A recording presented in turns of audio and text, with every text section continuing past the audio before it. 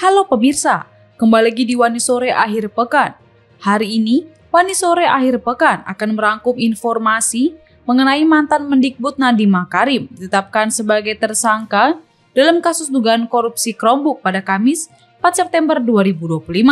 Kasus korupsi ini ditaksir mencapai kerugian negara mencapai 1,98 triliun rupiah. Penetapan Nadiem Makarim sebagai tersangka membuat daftar menteri lainnya yang juga tersandung kasus korupsi dari masa pemerintahan Presiden Joko Widodo atau Jokowi.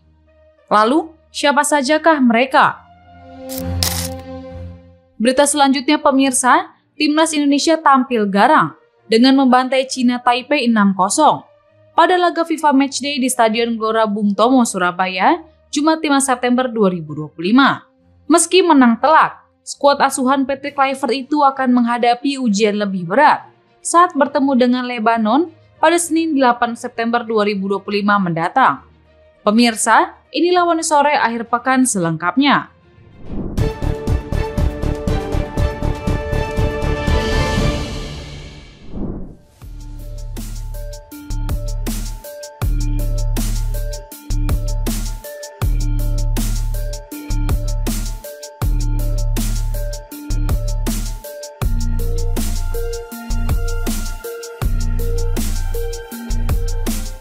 Kejaksaan Agung menetapkan mantan Mendikbudristek Nadiem Makarim sebagai tersangka dalam kasus dugaan korupsi pengadaan laptop Chromebook.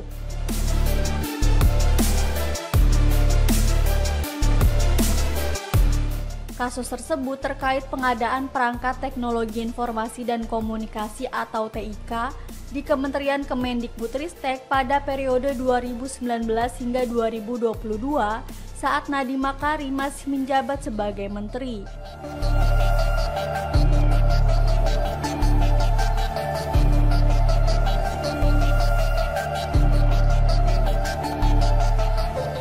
Lantas, apa peran Nadiem dalam kasus tersebut? Direktur Penyidikan pada Jampitsus Kejaksaan Agung, Nur Cahyo Jungkung Madio mengatakan, kasus tersebut bermula saat Nadiem melakukan pertemuan dengan pihak Google Indonesia pada Februari 2020 dalam program Google for Education. Dalam kesempatan itu, Nadiem dengan pihak Google menyepakati produk dari Google, yaitu Chrome OS dan Chrome Device Management, akan dibuat proyek pengadaan alat TIK.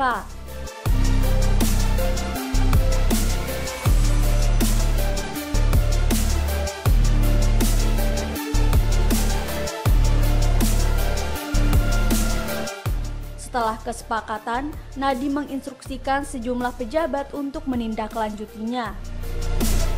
Nadiem kemudian menggelar rapat tertutup secara daring untuk membahas pengadaan alat TIK dengan menggunakan Chromebook sesuai arahan Nadiem. Nur Cahyo mengatakan saat itu pengadaan alat TIK sebenarnya belum dimulai. Namun demi meloloskan Chromebook, pada awal 2020 Kemendikbudristek melalui Nadiem Makarim menjawab surat Google untuk ikut berpartisipasi dalam pengadaan alat TIK di Kemendikbudristek. Padahal sebelumnya surat Google tersebut tidak dijawab oleh pejabat menteri sebelumnya Muhadjir Effendi. Atas perintah Nadiem, tersangka SW selaku Direktur PAUD dan tersangka MUL selaku Direktur SMP Direktorat PAUD Pendidikan Dasar dan Pendidikan Menengah Kemendikbudristek 2020 hingga 2001, petunjuk teknis maupun petunjuk pelaksanaan yang spesifikasinya sudah mengunci Chrome OS. Lalu pada Februari 2021, Nadiem menerbitkan Permendikbud nomor 5 tahun 2021 tentang petunjuk operasional dana alokasi khusus atau DAK fisik reguler bidang pendidikan tahun anggaran 2021.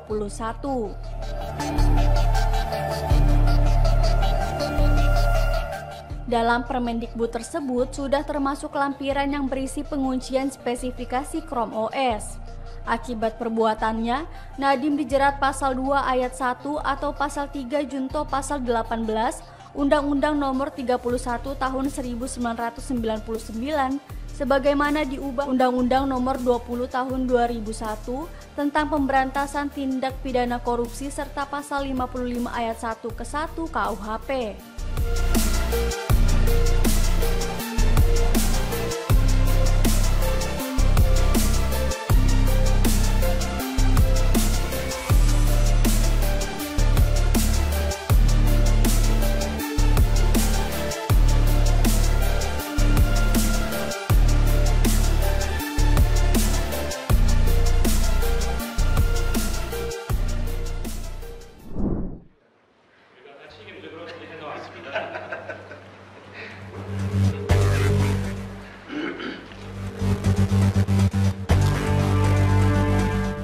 aksi staf Kim Jong-un yang terlihat mengelap kursi hingga meja setelah pertemuan dengan Presiden Rusia Vladimir Putin di Beijing mendadak viral.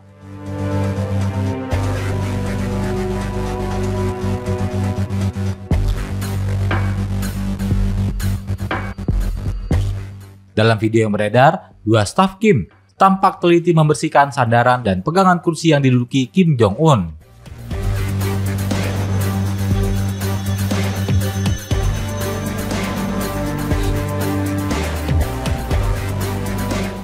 Selama lebih dari 2 jam, pembicaraan dengan Putin dalam pertemuan dadakan.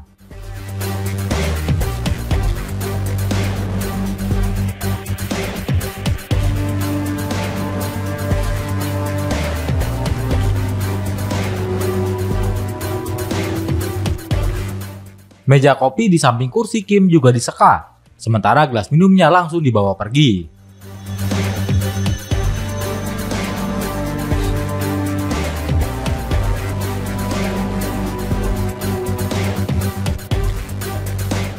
Kain yang digunakan untuk mengelap kursi dan meja kemudian dimasukkan ke dalam sebuah plastik bening.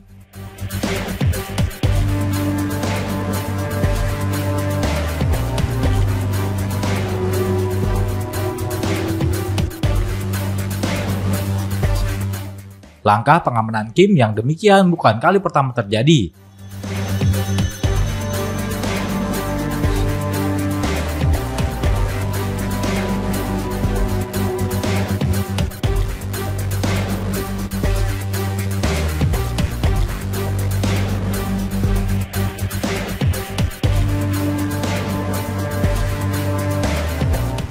Pada pertemuan dengan Presiden Korea Selatan, Moon Jae-in pada 2018, pengawal Kim sempat menyemprot dan mengelap kursi.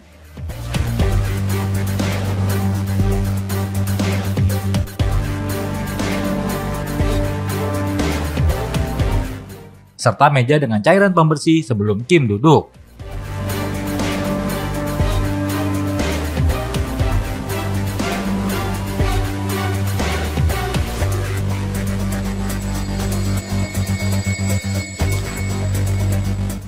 Saat KTT dengan Donald Trump di Hanoi pada 2019, para pengawal bahkan membersihkan kamar hotel Kim berjam-jam lamanya.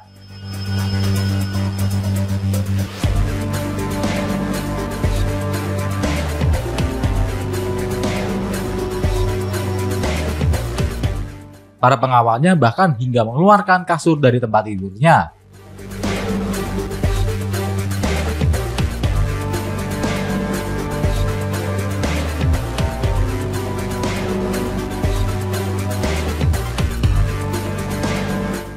Menurut para pengamat, tindakan itu bertujuan untuk mencegah adanya upaya pihak asing mengumpulkan sampel DNA dari jejak Kim untuk dianalisis.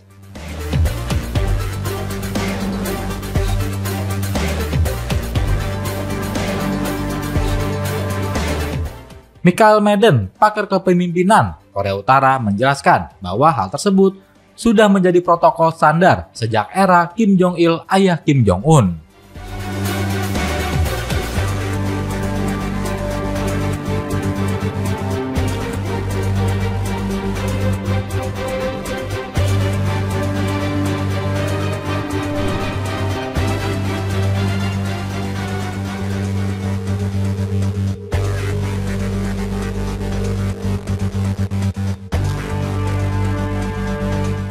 Ramai diperbincangkan oleh publik terkait ijazah SMA yang digunakan oleh Gibran Raka Buming Raka dalam pencalonan pada pemilihan presiden tahun 2024 digugat ke Pengadilan Negeri Jakarta Pusat.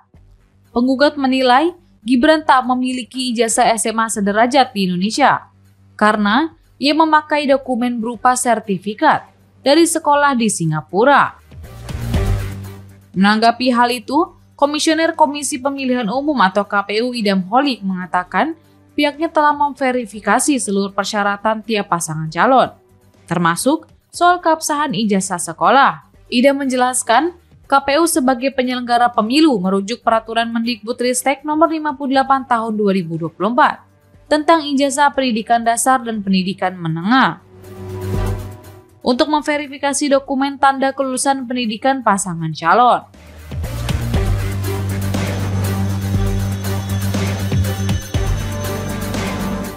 Lalu, ia menyinggung isi pasal 16 yang termuat dalam peraturan menteri tersebut.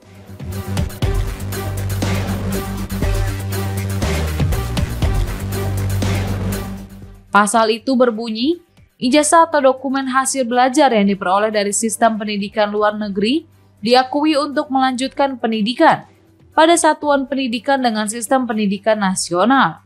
Ida menyebut KPU juga merujuk pada ketentuan penyetaran ijazah luar negeri yang dikeluarkan oleh Direktorat Jenderal Pendidikan Tinggi Kementerian Pendidikan.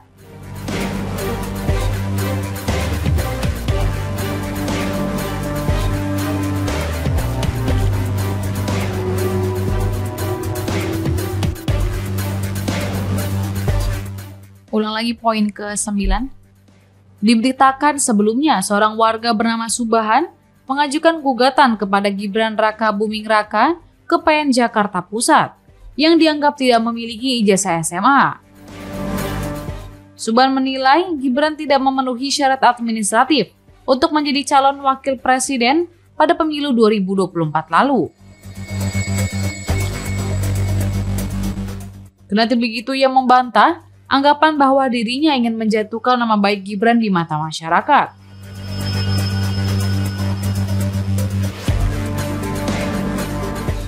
Menurut Subahan, persoalan hukum yang harus dipatuhi oleh semua pejabat publik.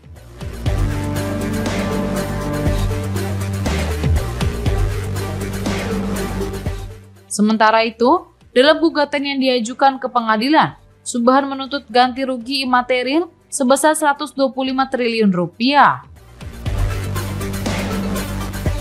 Subahan menjelaskan kerugian imaterial akibat dilantiknya seseorang yang tidak memenuhi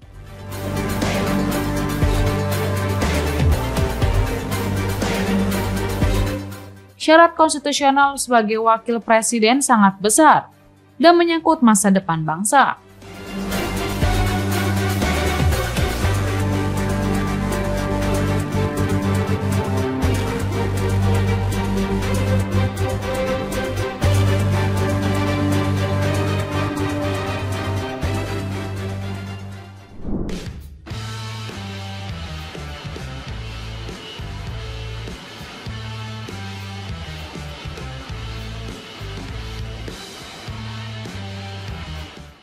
Pelatih Timnas Indonesia, Patrick Kluivert mengungkap alasan dibalik tampilnya skuad Garuda dengan wajah baru. Saat mengalahkan China Taipei 6-0 pada laga FIFA Matchday di Stadion Gelora Bung Tomo, Surabaya, Jumat 5 September 2025. Gol-gol kemenangan Indonesia dicetak Jordi Amat, bunuh diri Chow Ming Sio, Mark Klok, Eleanor Rangers, Ramadan Sananta, dan Sandy Walsh.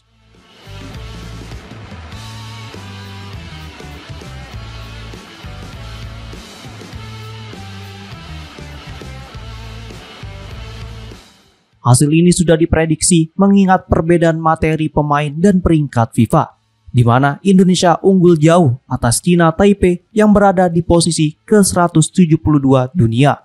Namun dalam laga ini terdapat hal menarik, di mana Kluivert mengubah pakem formasi dengan meninggalkan skema 3 back menjadi 4-2-3-1. 4 back ditempati Yaakob Sayuri, Jordi Amat, Rizky Ridho, dan Sein Patinama.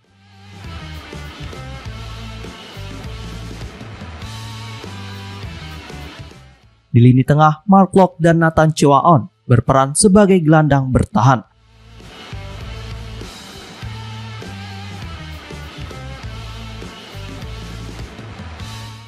Sementara Egy Maulana Fikri, Eleanor Rangers, dan Beckham Putra menopang striker tunggal Ramadan Sananta.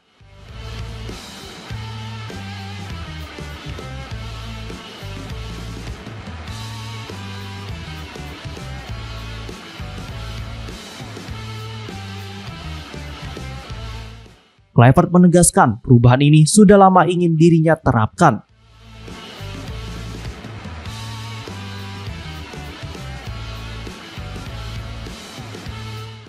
Melihat skuad Garuda tampil luas dengan formasi baru, ia semakin yakin untuk melanjutkan skema tersebut.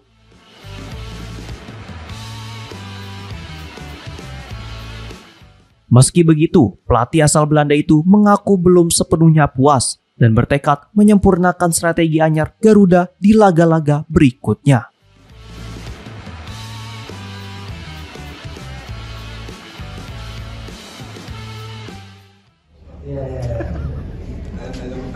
I get this question as well, from what kind of playing style you want to play.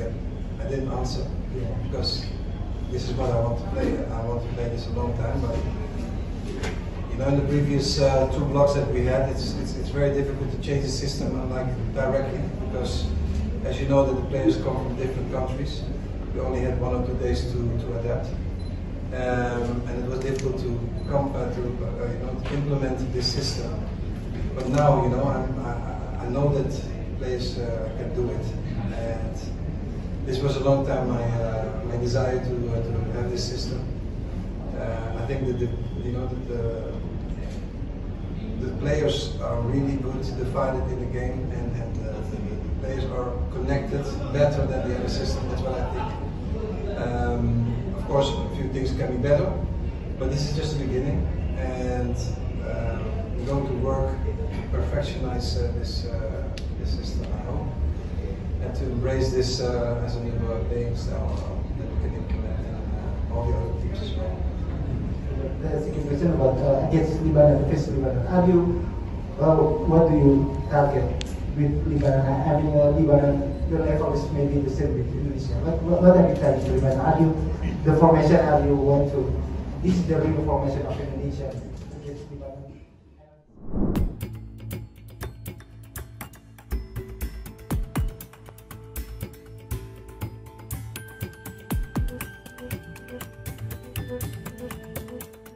Mantan Menteri Pendidikan Nadiem Makarim ditetapkan sebagai tersangka dalam kasus dugaan korupsi Chromebook.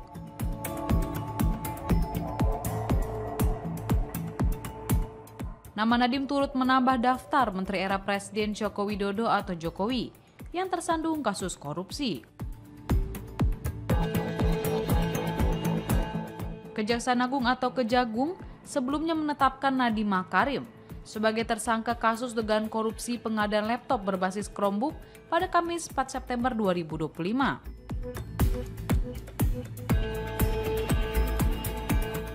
Kasus korupsi ini ditaksir mencapai kerugian negara mencapai 1,98 triliun rupiah.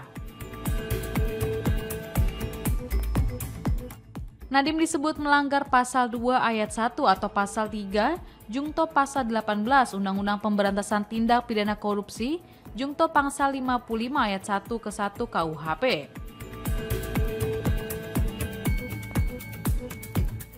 Penetapan Nadiem Makarim sebagai tersangka membuat daftar menteri lainnya yang juga tersandung kasus korupsi dari masa pemerintahan Presiden Joko Widodo.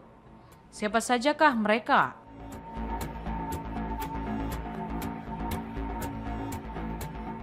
Pertama, Idrus Marham sempat menjabat sebagai Menteri Sosial yang terseret kasus bansos alias bantuan sosial untuk wilayah Jabodetabek.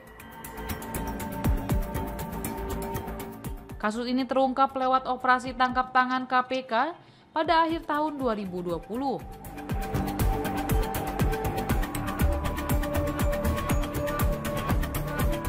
Kedua, Imam Nahrawi menjabat sebagai Menteri Pemuda dan Olahraga periode 2014 hingga 2019.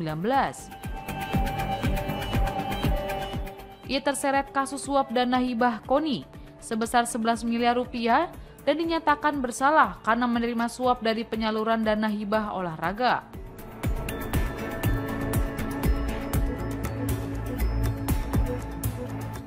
Ketiga, Edi Prabowo menjabat sebagai Menteri Kelautan dan Perikanan periode 2019 hingga 2020. Ia ditangkap setelah terbukti menerima suap dari izin ekspor benih lobster dan mengundurkan diri pada 25 November 2020.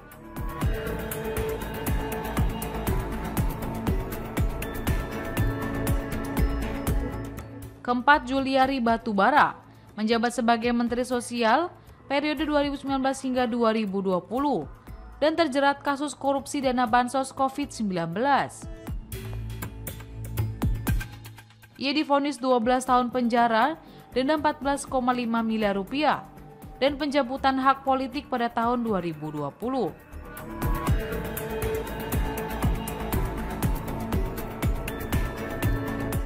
Kelima, Johnny G. Plate, yang menjabat sebagai Menteri Komunikasi dan Informatika pada periode 2019 hingga 2024.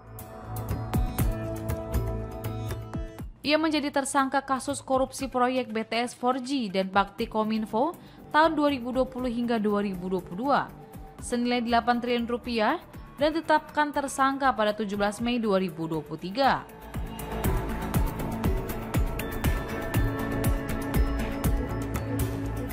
Keenam, Menteri Pertanian yang menjabat periode 2019 hingga 2023, Syahrul Yassin Limpo, divonis 10 tahun penjara oleh Pengadilan Tipikor pada Juli 2024 dalam kasus pemerasan.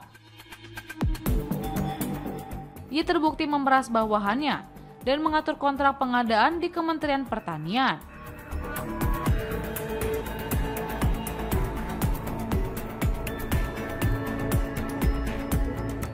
Sebagai tambahan, 2 pejabat menteri di era pemerintahan Jokowi lainnya juga sempat tercatat sebagai tersangka korupsi.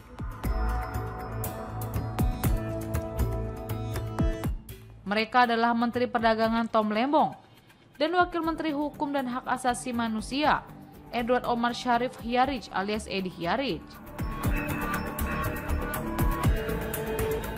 Kini, Tom Lembong dan Edi Hiyarij telah dibebaskan.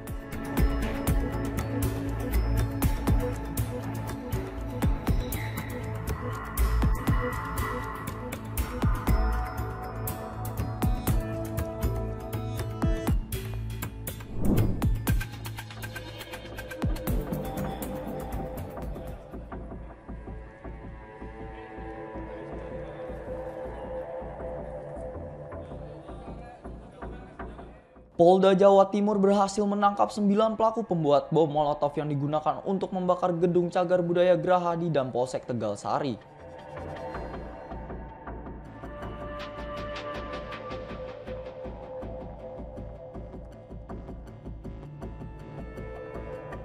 Dari jumlah tersebut, 1 pelaku merupakan orang dewasa, sementara 8 lainnya masih anak-anak.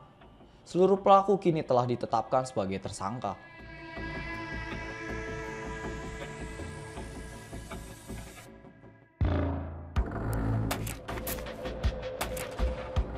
Penetapan tersangka terhadap 9 pelaku ini disampaikan oleh Kabid Humas Polda Jawa Timur, Kombes Pol Jules Abraham Abbas pada Jumat sore.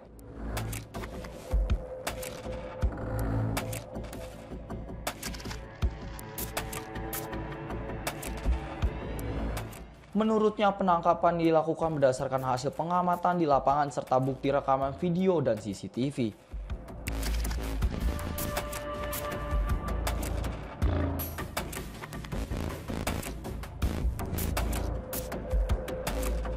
Setelah dilakukan penyelidikan, para pelaku berhasil diamankan dan menjalani pemeriksaan.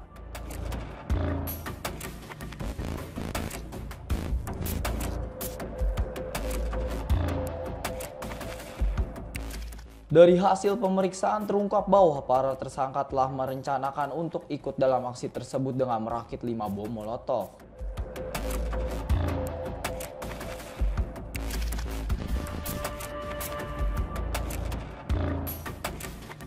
Bom tersebut dibuat menggunakan botol minuman keras yang diisi bensin dan diberi sumbu kain.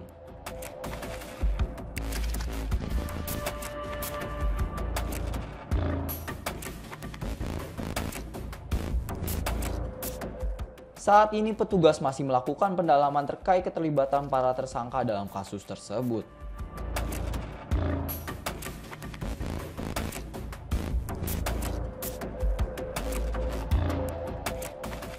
Sembilan tersangka kini tengah diproses hukum untuk mempertanggungjawabkan perbuatannya.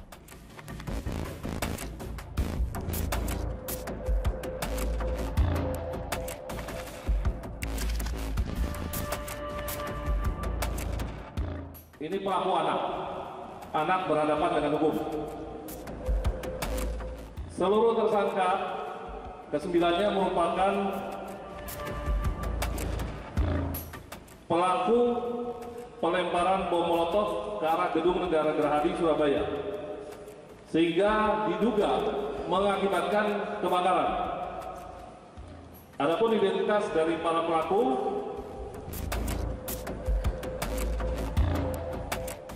dan perannya adalah sebagai berikut. Yang pertama, tersangka berinisial AEP. Ini merupakan satu-satunya tersangka dewasa berusia 20 tahun. Warga dari luar Surabaya, berasal dari Maluku, yang berdomisili di daerah Sidoarjo.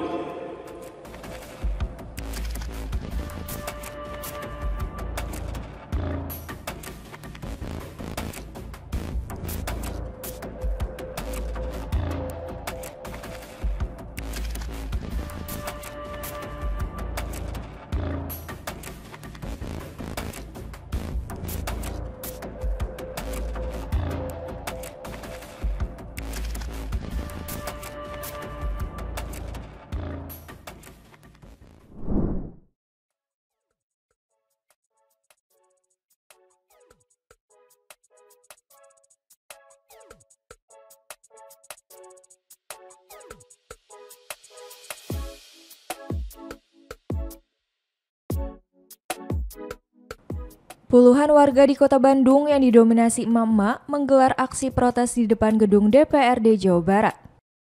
Beginilah suasana aksi warga saat melempar kantong sampah ke halaman gedung DPRD Jawa Barat di Jalan Diponegoro, Kota Bandung, Kamis 4 September. Massa yang tergabung dalam berbagai forum seperti Forum Dago Melawan, Taman Sari Bersatu, Sukahaji Melawan, Cipedes Melawan, hingga Rakyat Anti Penggusuran, membawa poster tuntutan serta melakukan aksi teatrikal dengan cara melempar sampah sebagai bentuk protes.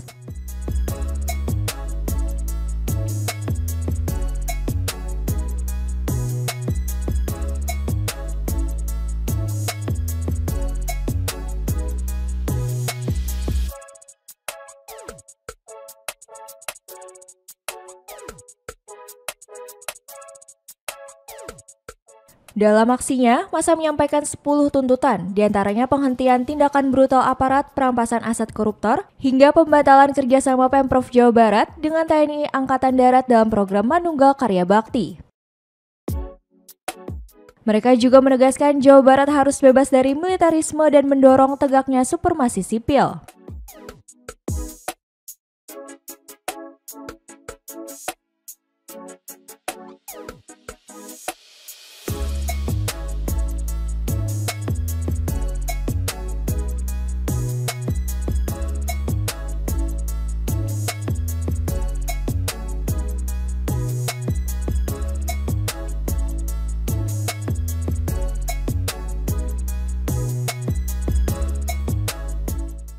Tidak ragu-ragu untuk membuat aksi-aksi massa dengan apapun itu bentuknya, melawan redaman yang diinginkan oleh rezim gitu.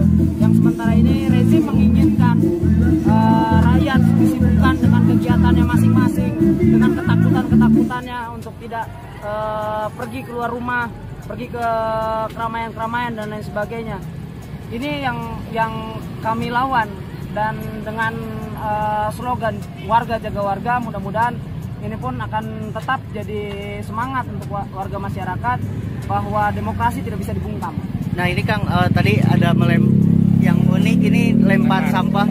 Ya, karena warga sebetulnya tahu betul, warga Bandung tahu betul ketika ada aksi-aksi besar, tidak ada orang-orang yang ada di dalam dan mau untuk mendengarkan. Artinya demonstrasi di depan DPRD pun akhirnya kebanyakan masih sebatas simbolis.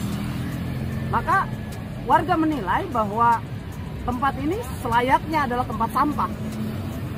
Maka tema hari ini buang sampah pada tempatnya. Dan supaya mereka sendiri juga berpikir bahwa artinya tidak ada perbedaan dari para dewan yang tidak bergeming, tidak mau menyadari diri, koruptor dibiarkan bebas, partai-partai tidak bergeming juga dan lain sebagainya.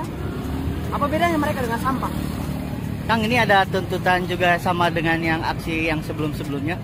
Ya, tuntutan sebetulnya kita elaborasi dari semua tuntutan rakyat yang ada, tuntutan demokrasi yang ada. Kita membawa 10 tuntutan, yang mana salah satu diantaranya adalah kita menolak represivitas aparat yang terus-menerus dilakukan secara membabi buta, baik TNI maupun Polri. Militer, kami tidak menginginkan adanya militer di tengah-tengah sipil. Kembalikan militer ke barak, reformasi Polri, dan mereka harus bertanggung jawab atas kematian 10 warga Indonesia yang gugur di medan aksi penunutan aksi Agustus September, seperti itu. Dan kemudian yang paling mendesak adalah kita menuntut untuk dibebaskannya kawan-kawan masyarakat di seluruh Indonesia yang tertahan di Polda dan Polres masing-masing. Untuk DPRD sendiri mungkin ada tuntutan yang soal kemarin mungkin ada. Tuntutan besar adalah perihal korupsi. Kami menyuarakan koruptor, hukum mati, dan miskinkan koruptor, sita semua aset koruptor. Untuk Dewan secara khusus di Jawa Barat, kami meminta digagalkannya kerjasama antara Pemprov Jabar dengan TNI. Dalam kerjasama tersebut, yang kami yakini itu akan melanggengkan bagaimana militer dapat berkiprah di dunia sipil, yang seharusnya sipil pun mampu untuk melakukan kerjasama itu, dan alas prioritasnya harus kembali pada supremasi sipil yang harus ditegakkan tanpa perlu untuk membangun kerjasama dengan Kasat selaku perwakilan dari TNI AD untuk kerjasama Pemprov Jabar dengan TNI. Kan nama tempat ini masa ini dari Dago Elos, kemudian Taman Sari, kemudian Cipedas, kemudian Sukahaji, dan elemen rakyat lain ya, dalam satu gabungan rakyat anti penggusuran. Kang, nama lengkap? Nama Angga. Siap.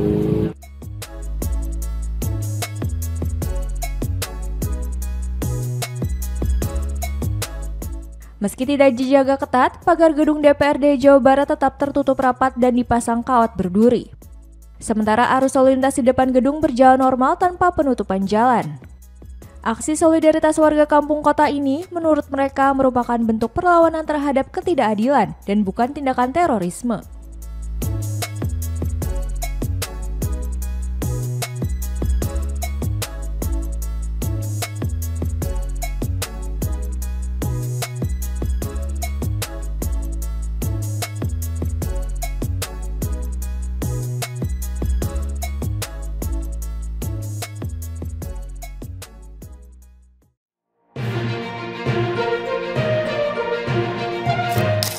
Demikian informasi yang dapat kami sampaikan pemirsa. Terima kasih telah bergabung bersama kami. Sampai jumpa di Wani Sore akhir pekan berikutnya. Setiap pukul 7 malam hanya di kanal YouTube TV One Newscom.